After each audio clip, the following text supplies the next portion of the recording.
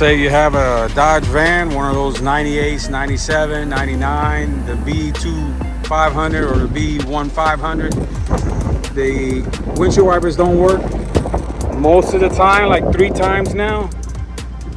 All you gotta do is get a wire, hook it up to that first screw, run the wire to the negative side of the battery. Bada bing, bada boom, your windshield wipers are done and they're working. You can thank me later, brothers and sisters.